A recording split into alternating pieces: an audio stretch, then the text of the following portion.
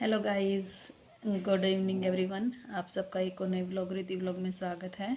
और अभी बज चुके हैं 5:30, 5:45 का टाइम हो चुका है और अभी कर रहे हैं व्लॉग की शुरुआत। और जो चैनल पर नए हैं प्लीज़ चैनल को सब्सक्राइब कर लो, एवरी वीडियो को लाइक शेयर किया करो और अपना प्यार ऐसे ही बनाए रखो रीति व्लॉग चैनल के साथ। और आज के व्लॉग में कुछ मैं आप सबकी भी राय लेना चाहती हूँ और कुछ चीज़ें हैं वो आपसे शेयर करना चाहती हूँ। बट मैं कभी शेयर नहीं करना चाहती थी, लेकिन आज ज़रूरत है शेयर करने की, क्योंकि कई चीज़ें ऐसी होती हैं जिनको हम जितना चुप रहते या समझदारी के साथ उस चीज़ को जितना ये कहते हैं कि कोई बात नहीं, थोड़ा सा है, सह लेंगे, आगे बढ़ जाएंगे। और मैं खुद इस बात को मानती हूँ कि जुल्म सहना भी एक अपराध है, कि अगर हम कोई जुल्म सहते हैं तो उसके हम खुद गुनहगार हैं। और यहाँ तक मैं किसी और का नहीं, मैं अपनी लाइफ की कुछ बातें हैं वो आपसे शेयर करना चाहती हूँ कि मैंने अपनी ज़िंदगी में इतना संघर्ष किया है, इतना संघर्ष किया है कि मैंने कभी किसी का सहारा नहीं लिया अपनी ज़िंदगी में। आज मैं शेयर कर रही हूँ, इसके पीछे भी एक रीज़न है, अदरवाइज़ मैं कभी शेयर नहीं करती, क्योंकि मैंने अपने स्ट्रगल में कभी मैंने अपने भाइयों का भी सहारा नहीं लिया। ऐसा नहीं है कि वो मेरे साथ नहीं है, जब चाहूँ वो मेरे साथ हैं, बट मैंने कभी किसी का सहारा लेना उचित नहीं समझा। क्योंकि ज़िंदगी में जो चुनौतियाँ खुद लड़ने में जो मज़ा आता है ना, वो किसी के सहारे के बलबूते चलने में मज़ा नहीं आता है। तो बहुत सारी ऐसी चीज़ें हैं लाइफ में, हर इंसान की ज़िंदगी में होती हैं, कुछ ना कुछ स्ट्रगल के दौर आते हैं।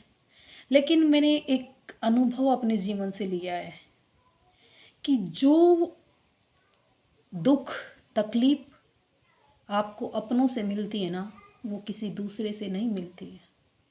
पराए होते हैं ना, ये कहते हैं उनके साथ हम लड़ लें झगड़ लें कुछ भी, क्योंकि उसको ये कहते हैं कि अरे इनसे क्या लेना है, चलो तुम अपने हम अपने, बात ख़त्म हो जाती है। लेकिन बात जब एक पारिवारिक रिश्ते की आती है ना, जब एक छत के नीचे हम रहते हैं, वहाँ पर मुश्किल होता है डिसीज़न लेने में। बाहर वालों के साथ हम जैसा भी लें चल जाएगा, कोई दिक्कत नहीं है, लेकिन घर के अंदर वो डिसीज़न लेना और उस परिस्थिति के साथ आगे बढ़ना सबसे बड़ी चुनौती होती है हमारे जीवन की। और मैं क्या बताऊं कि ये कैसे, ये नहीं है कि हमारी फैमिली एजुकेटेड नहीं है, कहने में डिग्रियों में बहुत एजुकेटेड है, और सही मायने में समझे तो कुछ लोग सोशल नहीं है उसमें से। कागज़ की डिग्रियां लेने से शिक्षित मेरे मायने में नहीं होते हैं।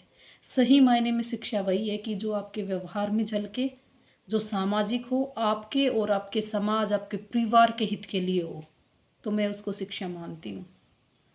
और उस चीज़ का फ़ायदा क्या है कि जब आप खुद अपनों का शोषण करते हो, अपने परिवार को आप विनाश की स्थिति पे लेके जाते हो, तो आपकी शिक्षा का कोई महत्व नहीं है। और कुछ लोग ये कहते हैं कि हम वकील हैं, ये है वो है, वो अपनी ज़िंदगी में नहीं लड़ पाते। वकालत के अंदर उन्होंने कोई तरक्की नहीं की, लेकिन उस वकालत को अगर घर के अंदर लेके आए तो वो सबसे बड़ी उनकी जीवन की, मैं तो उसको विफलता ही मानती हूँ। जीवन की सबसे बड़ी गलती, सबसे बड़ी मूर्खता। इससे तो अच्छा था अली बन के दो खुद अगर चला जोत देते ना, तो वो भी फल देता और उनसे कुछ निकल के आता। लेकिन गलतियां अगर आप अपनों के साथ, जिस रिश्ते को आप अपने, मैं ये कहूँ कि आज मेरा बेटा है और इस बेटे को मैं कामयाब करने के लिए, उस स्तर तक ले जाने के लिए मैं कितना संघर्ष कर ली हूँ। मैंने उसको 9 महीने पेट में रखा है, उसको पाला है, पोसा, खून से सींचा, इस दुनिया में ज़िंदगी की मौत को सिरहाने रख के, और फिर एक माँ एक बच्चे को जन्म देती है। फिर उसके साथ उसका जीवन का हर रात हर दिन स्ट्रगल चलता है, वो भूखी प्यासी, नींद भी उसकी पूरी नहीं होती है, और उस बच्चे की देख रेख में अपना जीवन समर्पित कर देती है, अपनी खुशियाँ सब कुछ उस पर निछावर कर देती है। लेकिन एक समय आता है कि आज मैं उसके साथ इतना स्ट्रगल बढ़ दूँ कि मैं सोचती हूँ कि मेरे बच्चे कामयाब हों, जीवन में पथ पे आगे बढ़े। तो मुझे इतना भी सोचना चाहिए कि जब बच्चे मैच्योर हो जाते हैं, बड़े हो जाते हैं, उनकी शादी कर दूँ और फिर उन बच्चों की ही ज़िंदगी की मैं दुश्मन बन जाऊँ, तो इससे बड़े मेरे लिए इतना त्याग फिर मुझे करना ही नहीं चाहिए। क्योंकि अगर मैं खुद अपने बच्चों के जीवन में दुखों का कारण बनूं पूरे परिवार के लिए, तो मेरा जीवन व्यर्थ है। क्योंकि जीवन संघर्ष किया है अपने बच्चों की खुशी के लिए, कि मेरा एक परिवार हष्ट हँसता खेलता हो, कल बच्चे बड़े हों, फिर मेरे भी घर भी बहू आए, पोते ना पोते पोती हों, दोता दोती नाते नाती, कि सारी चीज़ें हंस सब मिलजुल कर रहें। लेकिन ऐसा नहीं हो कि अपनी कुछ ईगो के लिए उस परिवार का विनाश का कारण बन जाओ, कि आप सही और गलत को पहचान ना सको। ऐसी एक कहानी मैं आपको बता रही हूँ कि एक परिवार का मुखिया जो कभी भी, और उस परिवार का मुखिया जिस घर में न पर्दा प्रथा है, न ऐसा है कि सास ससुर परिवार मतलब कोई बोलता नहीं हो, सभी ओपन है, सभी आपस में बातचीत करते हैं, कोई पर्दा वगैरह कुछ नहीं है बीच में। और वो इंसान उस घर में जो भी कुछ होता है, उसकी मिसेज ने जो कहा उसके लिए वो सब कुछ है। अगर रस्सी पड़ी थी उसको साफ कह दिया तो वो साफ ही है, वो रस्सी नहीं होगी। इतना मतलब कि कभी इतनी बड़ी बड़ी गलतियां कर दी, कभी ये पूछने के लायक नहीं हुआ। होता है वो इंसान कि अपने बच्चों को बैठा के, सभी को साथ बैठा के ये पूछ ले कि क्या तूने ये गलती की है, क्यों हो रही है। जो उन्होंने कहा वही सर्व माने सकता है। और ये देखिए, उसका बेटा है बेरोजगार, उस बेटे को बरतने के लिए पैसे दे रहे हैं बहुत ज़्यादा, बेटा मौज कर, लेकिन बहू इससे कोई मतलब नहीं है, इसको स्ट्रगल करने दो।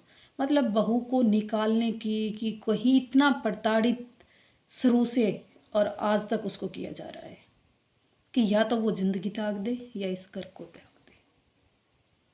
लेकिन बहू भी अड़िग है, ना तो वो ज़िंदगी त्यागने के लिए तैयार है और ना ही घर छोड़ने के लिए, क्योंकि वो इतनी कमज़ोर नहीं है कि इन चीज़ों से घबरा जाए। लेकिन उसके जीवन में एक कहानी देखो, बहुत सारी घटनाएं ऐसी घटित होती हैं कि हम सामाजिक लोग ये कहेंगे, अरे समाज में सही मायने में बताऊं तो दो औरतें बेचारी होती हैं। कौन कौन सी? एक तो जिसको दुख तकलीफ हो ना, बहुत ज़्यादा प्रताड़ित हो, तो ये कहेंगे बहुत दुखी है। और वो अपने मायके चली जाए कि बहुत दुखी है, वो बेचारी बहुत दुखी है। और रियल में वो दुखी थी, यहाँ प्रताड़ित हो रही थी, वो अपने घर चली गई, दुखी थी। लेकिन कुछ ऐसी भी औरतें होती हैं जिनको ससुराल में प्रताड़ित नहीं किया जाता और वो मायके जाके बैठ जाती हैं, फिर भी वो इस समाज की नज़र में दुखी कहलाती हैं कि उसके ऊपर जुल्म हो रहे हैं। वहाँ सास ससुर निर्दोष हैं, उनको दोषी ठहराया जाता है। लेकिन जहाँ पर सास ससुर दोषी हैं वहाँ पर बहू को दोषी ठहराने की कोशिश की जाती है। कि ऐसे भी बहुएं होती हैं कि जो हर जुल्म को सहन करके और वहीं पे टिकी रहती है, और वो किसी चीज़ को, किसी भी प्रकार की, चाहे विपत्ति कोई कुछ कहे, किसी चीज़ को महत्व नहीं देती है। सिर्फ उसके जीवन का एक ही लक्ष्य है कि अपने घर को कैसे तैसे करके जोड़ के रखना, वो पूरी कोशिश करती है। लेकिन कुछ लोग हैं जिनको वो चीज़ें हजम नहीं होती। बाहर वाले करें करें, बाहर वालों का तो काम ही होता है बस ये बसाए घर को उजाड़ने का। लेकिन अगर वही मंथराएं घर के अंदर हो ना, तो मैं ये कहती हूँ वो बाहर वाले अरे मूर्ख हो, क्योंकि उनके घर में तो खुद ऐसी मंथरा बैठी हैं, तुम भी बुरे क्यों हो रहे हो। वो खुद उस घर के विनाश का कारण उस घर में बैठा है, तुम उसको हवा दे के क्यों अपने सिर बुराई ले रहे हो। एक कहानी है उस सास की, उस सास का भतीजा आ जाता है, बहू कहती है कि आप इनको समझाइए, ऐसे ऐसे ये कर रहे हैं, गलत चीज़ें हैं, आप एक बार बात करिए। वो कहता है मैं कुछ नहीं कहूँगा इनको, ना मैं इनको कुछ कहूँगा, ठीक है जो भी है बस खुश रहो। खुश कैसे रहें जब आपकी बुआ है, आप उसको सही सजेशन नहीं दे रही हो, सही गलत का आप पहचान नहीं रहे हो, और हकीकत उनके सामने है और वो झूठ पे झूठ बोल रही है और सच्चाई उनके सामने नज़रों में बिल्कुल कैद है, फिर भी उसको अनदेखा करके और ये कह रहे कि हम इसको बिल्कुल कुछ नहीं कहेंगे। और फिर वही 4 दिन के बाद कॉल करता है, और फिर वही भतीजा 4 दिन के बाद कॉल करके अपनी बुआ को इतनी अच्छी अच्छी शिक्षाएं देता है कि बुआ आप घर छोड़ के चले जाओ, वृद्धाश्रम, यहाँ वहाँ, कितनी, अरे डूब मरो ऐसे रिश्ते नाते जब तुम उन रिश्तों के महत्व नहीं समझते। वृद्धाश्रम या झोपड़ी डालने से रिश्ते मजबूत नहीं होते और ना ही वो सुधर सकते, ठीक है ना। सेवा होती है वो बहू बेटों से ही होती है और वही करेंगे। और जो बुआ आपकी उसकी बुआ है वो गवर्नमेंट एम्प्लॉयज़ थी, गवर्नमेंट पेंशन वो ले रही है, उसका गुमान है, उस गुमान को त्याग दे, क्योंकि पैसे कभी सेवा नहीं करवाते। इंसान का व्यवहार है वो सेवा करवाता है। और कुछ ऐसे लोग होते हैं हमारे जैसे, उससे वह उसके पैसे को कोई महत्व नहीं देते, फिर भी करते हैं अपना फ़र्ज समझ के, लेकिन करवाने वाले उसके लिए तैयार नहीं है। वो गलत गलत चीज़ें दे रहे हैं समाज में। तो जिसके बारे में भी मैं ये बोल रही हूँ वो वीडियो ज़रूर देखेंगे और पहुँच जाएगी, तो मैं उसको एक कह रही हूँ, सुधर जा। सारी चीज़ें सामने हैं, गलत चीज़ें मत फैलाइए, ठीक है ना। अगर झोपड़ी की तुम डलवाने की बात कर रहे हो तो मैं तो ये चाहती हूँ, बुआ है तुम्हारी, महल चुनवा दो, 5-10 नौकर छोड़ दो सेवा के लिए, नहीं तो अपनी बहू के पास ले जा, बैठा कर खूब सेवा करवा ले। महल में रख, झोपड़ियों में क्यों, महल तो उसके है ही, उसको झोपड़ी की ज़रूरत नहीं है। लेकिन तुम्हारे जैसे कुतरू जिनकी औकात नहीं है, अगर सही मायने में कुछ होता ना तो तू सामने बैठ के और सही सजेशन दे के जाता, अच्छी सलाह दे के जाता, अच्छी बात बताता। लेकिन जब इतनी सामने बैठ के कहने की औकात ना हो ना, तो पीठ पीछे गलत फ़ोन करके किसी का घर और अणुई बातें ना करया करो। कमज़ोर नहीं है। फिर ये कहते हैं बहू के, बोले इसका दिमाग में फ़र्क हो रहा है।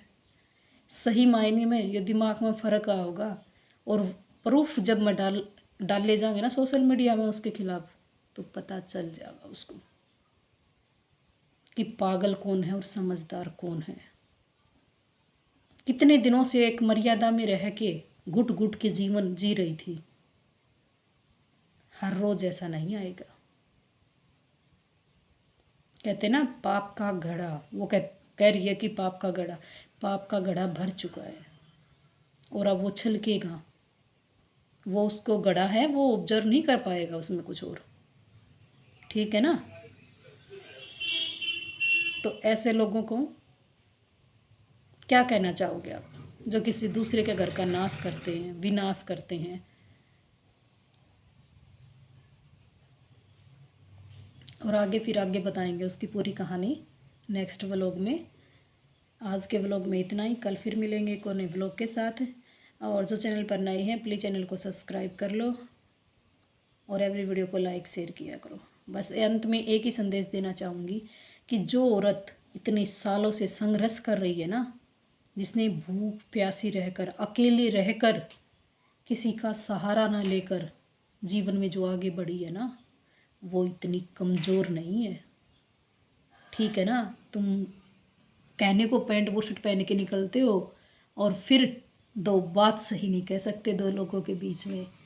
और इतना दम है उस औरत में कि जहाँ चाहो जिस भी प्लेटफॉर्म में वो बोलने के लिए तैयार है, जवाब देने के लिए तैयार है। और लेकिन कमज़ोर इंसान सुन नहीं पा रहे हैं।